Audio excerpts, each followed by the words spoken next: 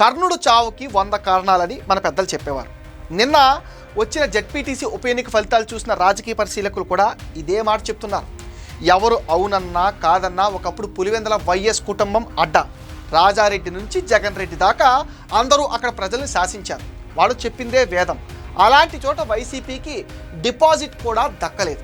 ఇది ఒక రకంగా జగన్కు పెద్ద షాకే. ఎప్పుడూ లేని విధంగా జగన్ రెడ్డి ఇక్కడ ఓటుకు 5,000 రూపాయలు చొప్పున పంచినా జనం దీన్ని అసలు పట్టించుకోలేదు. దీనికి 3 కారణాలు చెప్తున్నారు రాజకీయ పరిశీలకులు. మొదటిది, గత 4 దశాబ్దాలుగా వైఎస్ కుటుంబం నుంచే ప్రజాప్రతినిధులుగా ఎన్నిక అవుతున్న నియోజకవర్గాన్ని ఏమాత్రం అభివృద్ధి చేయకపోవటం. చివరికి జగన్ రెడ్డి ముఖ్యమంత్రిగా ఉన్నప్పుడు కూడా ఎటువంటి అభివృద్ధికి నోచుకోలేదు. ఇక రెండో కారణం వచ్చేసి జగన్ రెడ్డి ప్రవర్తన, వ్యవహార శైలి. ముఖ్యమంత్రి అయిన తర్వాత జగన్ చాలా మారిపోయాడని అక్కడ ప్రజలు భావించారు. వైఎస్ జయంతి, వర్ధంతులు అండ్ క్రిస్మస్ వేడుకలకు రావడం తప్పితే పులివెందులకు అసలు వచ్చేవాడే కాదు. వచ్చినా పెద్దగా వైసీపీ అభిమానులు కేడర్ని కలిసేవాడు కాదంట.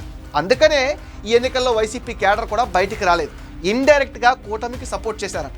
అలాగే మనోడు సీఎం అయ్యాడని ఎంతోమంది బంధువులు, స్నేహితులు సొంత డబ్బులతో గవర్నమెంట్ పనులు చేసిన ఆ బిల్లులు జగన్ రెడ్డి అధికారంలో ఉన్నప్పుడు కూడా క్లియర్ చేయలేదట.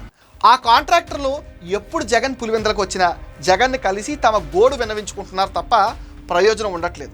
చాలామంది కాంట్రాక్టర్లు ఆర్థికంగా బాగా నష్టపోయారని చెప్తున్నారు. ఒకరిద్దరు ఆత్మహత్యలు కూడా పాల్పడ్డారట. ఇది వైసీపీ నాయకుల్లో, కేడర్లో జగన్ రెడ్డి తమను వాడుకుని వదిలేశాడు అనే అభిప్రాయాన్ని కలిగించింది. ఇక మూడవది వచ్చేసి పులివెందుల చుట్టుపక్కల అరటి సాగు ఎక్కువ.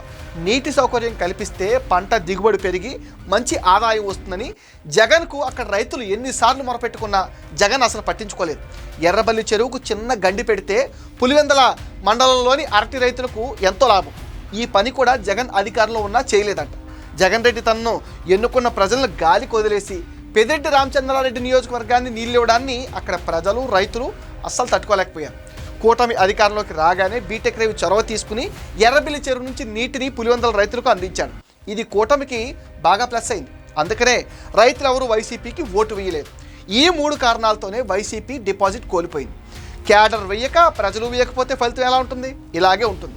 రిగ్గింగ్లు, బూత్ క్యాప్చర్ అని ఏవేవో సొల్లు మాటలు జగన్, అవినాష్ రెడ్డి చెప్తున్నారు. కానీ ప్రజల్లో జగన్ మీద, పార్టీ మీద తీవ్ర వ్యతిరేకత ఉందనేది పచ్చి నిజం. ఇది జగన్ అర్థం చేసుకుంటే మంచిది. కాకపోతే బ్యాడ్ లక్ ఏంటంటే ఈ విషయం జగన్కి ఎప్పటికీ అర్థం కాదు.